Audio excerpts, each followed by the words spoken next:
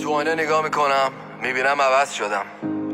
چند تا خط اضافه شده، چند تا موی سفید، ولی اون لایه رو که پس میزنم میبینم هنوز همونم.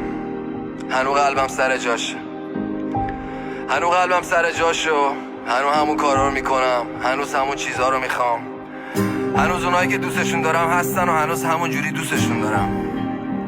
یکم دور و برم شلوغ‌تر شده، کسایی که دوستشون دارم بیشتر، کسایی که اضافه بودنم نیستن.